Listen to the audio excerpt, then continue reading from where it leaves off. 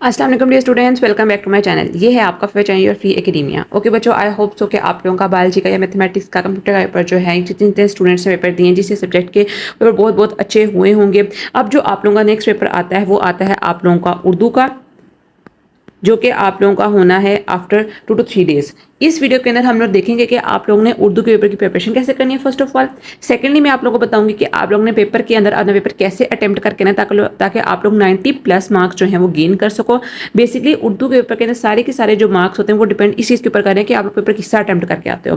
Paper lengthy होता है, लेकिन इसी लेंथी पेपर को हम लोगों ने किस तरह अटेम्प्ट करना है कि आप लोग थोड़े टाइम के अंदर आप लोग अच्छी तरह पेपर अपने वहाँ पर प्रेजेंट करके आओ और आप लोग जो हाईएस्ट मार्क्स हैं वो गेन कर सको। और थर्ड नंबर पे मैं आप लोगों को बताऊंगी कि इंपॉर्टेंट आप लोगों के लेटर्स जो आप बीतियाँ कौन कौन सी हैं, उसके अलावा जो आप लोगों के मज़ामीन कौन कौन से इंपॉर्टेंट हैं।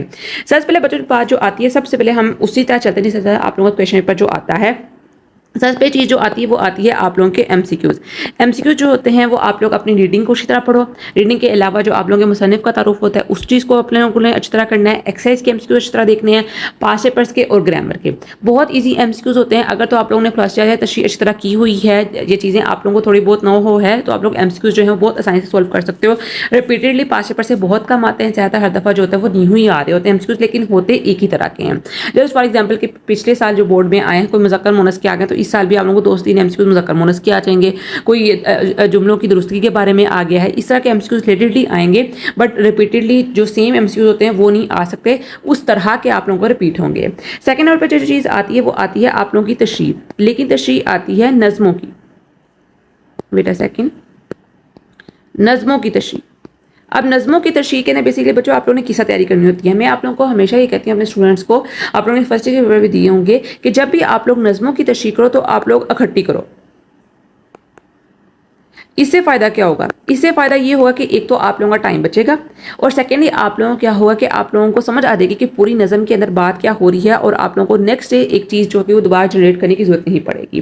फॉर एग्जाम्पल कि अगर आप लोगों की नज़म जो है वो है फातिमा बिन्त अब्दुल्लाह, जैसे फर्स्ट ईयर की है, कोई भी नज़म आ गई है, हमद आ गया, नात आ गई है। अब आप लोगों को पता है हमद के अंदर पूरी की पूरी एक ही चीज़ बयान की जा रही है और बार बार वही चीज़ बयान की जा रही है, और वो क्या है कि अल्लाह पाक की तारीफ बयान की जा रही है। तो आप लोगों को हमद का कोई भी शेर आ गया तो आप लोग उसकी तशरीह जो है वो एक साथ कर सकते हो। नज़मों के लिए एक इंपॉर्टेंट बात, आप लोगों ने कोई से अच्छे 5 से 6 अशार जो हैं, या मैक्सिमम अगर आप लोगों को लगता है कि 5 से 6 अशार कम है तो 60 से 8 अशार जो हैं हर एक शेर के आप लोगों ने याद कर लेने हैं। जस्ट फॉर एग्जांपल अगर आप लोगों का पहला शेर है हमद के अंदर, उसके आप लोगों ने 2 अशार याद कर लेने हैं, शेर नंबर 2 के 2 अशार कर लेने हैं बस। क्योंकि जब आप लोगों को नज़म के अशार की तशरीह यानी, तो आप लोगों को मैंने बताया कि आप लोगों ने इकट्ठी करनी है। जब आप लोग इकट्ठी करोगे तो आप लोगों की एक जो आप लोगों का पूरा बंद आ जाएगा, या आप लोगों के 2 से 3 मिसरे आ जाएंगे नसर के, तो आप लोग उसको बहुत अच्छी तरह लिख सकते हो और 5 से 6 अशार उसके अंदर आ जाएंगे, तो आप लोगों की तशरीह जो है बहुत बहुत अच्छी हो जाएगी।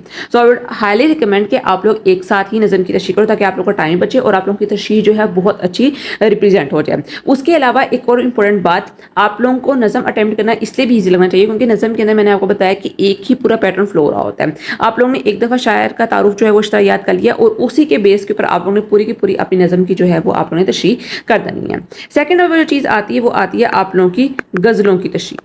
अब गज़लों की तशरीह थोड़ा सा मसला करेगी, लेकिन इसका भी एक ट्रिक है। जब फर्स्ट ईयर में आप लोगों ने किया होता, आप लोगों को पता है कि गज़लें बेसिकली जो फर्स्ट ईयर की थी, 10th की थी, स्पेसिफिकली 9th की थी, वो रिवॉल्व कर रही थी आशिकी और मशूकी के ऊपर। उसके अंदर ज़्यादा जो शेर थे वो इसी से रिलेटेड थे, या इसी चीज़ों से रिलेटेड थे कि महबूब जो है वो बिल्कुल लिफ्ट नहीं करवा रहा है शायर को, और महबूब जो शायर है वो बहुत ज़्यादा दकी है, और जो महबूब है वो बहुत ज़्यादा एटीट्यूड वाला है। लेकिन जब आप लोग इस सेकेंड ईयर में आते तो आप लोग देखो यहाँ पर बहुत ज़्यादा जो शेर हैं या जो गज़लें हैं वो थोड़ी सी डिफरेंट कॉन्टेक्स्ट में चल जाती हैं।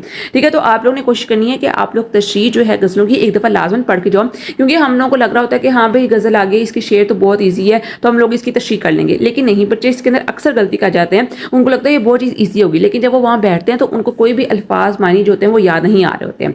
जस्ट फॉर एग्जाम्पल आप लोगों की कोई गज़ल है, जोशमली आबादी की गज़ल है, या फिर मीर तकीमी की कोई गज़ल है, और उसके अंदर जो मेन कॉन्टेक्स्ट है, जो शेर नंबर 3 to 4 होते हैं ना, 3-4 जो अशार होते हैं वो बहुत इंपॉर्टेंट होते हैं, अक्सर वही रिपीटेडली पेपर के अंदर आ रहे होते हैं। उसके अंदर जो है उसने जिक्र किया है नज़रिया पाकिस्तान का।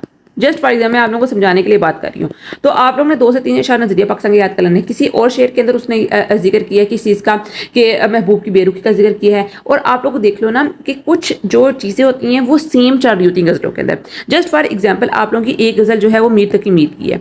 अब मीर तकी मीर की एक गज़ल के अंदर जो है वह महबूब की जो है वो बेरुखी का जिक्र है, और इसी के अंदर दूसरा पार्ट जो जिक्र है वो जन्नत और जहन्नुम का जिक्र है। सेम इस तरह अगर ख्वाजा हैदर अली आतिश की गज़ल है, मैं आप लोगों को जस्ट फॉर एग्जाम्पल बता रही हूँ, आप लोगों की पता है सेकंड ईयर के अंदर गज़लें जो है मुख्तलिफ शायरों की हैं, तो उसके अंदर जो है वो जिक्र एक तो महबूब की बेरुखी का है और दूसरा जो है वो जिक्र किसी और चीज़ के, दुनिया की चलो बेसिबाती का जिक्र है, जस्ट फॉर एग्जाम्पल। तो आप लोगों को पता है दोनों के अंदर एक चीज़ का जिक्र आ रहा है, कॉन्स्टेंट आ रहा है, तो आप लोग दोनों में से एक के शेर अच्छा याद कर लो और उसी को दूसरे के अंदर मर्ज कर देना। 5 शेर आप लोग महबूब की बेरुखी के, या 3-4 मैक्सिमम शेर आप लोग महबूब की बेरुखी की याद कर लो, 2-3 शेर आप लोग दुनिया की बेसबाती की याद कर लो, 2-3 शेर जो है वो जन्नत और जहन्नुम की याद कर लो, आप लोग गुनाहों की याद कर लो आप लोग। तो इस तरह करके अगर आप लोग ने शेर याद किए होंगे, आप लोग ने अलग से एक पेज बनाया होगा, तो आप लोग बहुत अच्छे तरीके से आप लोग गज़लों की तशरीह जो है वो अटैम्प्ट कर लोगे। और बहुत इंपॉर्टेंट बात, गज़लों की तशरीह होती है वो अलग से करनी होती है, एक साथ इकट्ठी तशरीह नहीं करनी होती है। उसके बाद नंबर 3 पर जो आप लोगों के पास आता है वो आता है आप लोगों के नसर पारों की तशरीह, मतलब कि असबाक की तशरीह। अब असबाक की तशरीह के अंदर मेन पैटर्न जो होता है वो रिवॉल्व होता है और बच्चों को इसके अंदर मुश्किल आती है। क्यों? क्योंकि यहाँ पर आते हैं ख़त कुशीदा अल्फाज। बच्चों ने कभी चैप्टर पढ़ा ही नहीं होता, जब वो अल्फाज आते हैं उन्होंने हाईलाइट किए होते हैं या फिर हाईलाइट नहीं भी किए होते, वो कहते हैं चलो इसकी तशरीह करो, 3 से 4 लाइनें होती हैं और उसको आप लोगों ने पेज करके 5 से 6 पेजेस तक लिख देना होता है। तो आप बच्चों की जो होती है वो तबीयत खराब होती है, क्योंकि उन्होंने कभी पढ़ा नहीं होता। अब इसको करने का तरीका क्या है?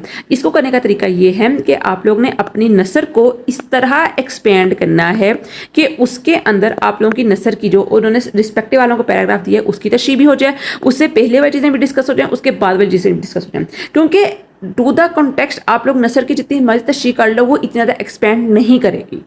ठीक है, आप लोगों ने कोशिश करनी है कि आप लोग अपने चैप्टर के अंदर हर एक जो इंपॉर्टेंट पैराग्राफ है या फिर आप लोग चैप्टर का एक पूरा एक मेन थीम देखो, तो आप लोगों को समझ आ जाए कि हाँ भाई इस चैप्टर के अंदर जो है, जस्ट फॉर एग्जांपल जो है अगर हम किस चैप्टर की बात करते हैं उसके अंदर जो है वो दुनिया की जो है वो बेसबाती का जिक्र किया गया है या फिर दुनिया के धोखे का जिक्र किया गया, तो आप लोगों को समझ आ जाए कि इस पूरे चैप्टर के अंदर जो है वो इस चीज़ का जिक्र किया गया, तो आप लोग उससे रिलेटेड जो है वो चीज़ें, उससे रिलेटेड कोट्स जो है वो आप लोग याद रखोगे। ठीक है, तो आप लोगों को ये चीज़ें पता होनी चाहिए कि हम लोगों ने किस तरह अपनी नसर को एक्सपेंड करके लिखना है। ठीक है, एक ही पैराग्राफ के ऊपर जो है वो सारा जोड़ नहीं लगा देना, आप लोग नहीं कर सकते हो, ये बहुत मुश्किल हो जाएगा।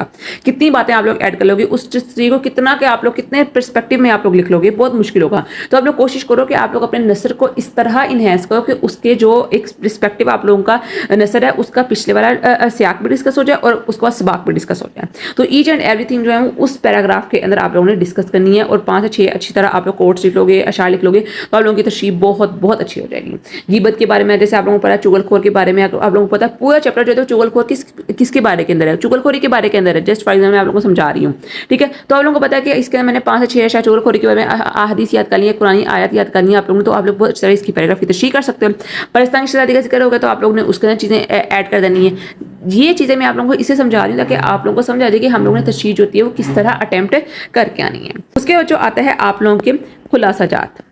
अब खुलासा जात के अंदर एक इंपॉर्टेंट बात, खुलासात के अंदर जो आता है वो आप लोगों को 2 खुलासात आते हैं, लेकिन इसके अंदर मेन ट्रिक जो आता है नसर के अंदर जो असबाक के आप लोग खुलासा आते हैं उसके अंदर एक जो होता है वो आप लोगों के पहले हाफ में से आता है और दूसरा होता है सेकंड हाफ में से आता है। जस्ट फॉर एग्जांपल आप लोगों के 10 चैप्टर्स हैं, अब 10 में से एक खुलासा होता है वो आप लोगों के पहले 5 चैप्टर्स में से आएगा और नेक्स्ट वाला खुलासा होगा वो नेक्स्ट 5 में से आएगा।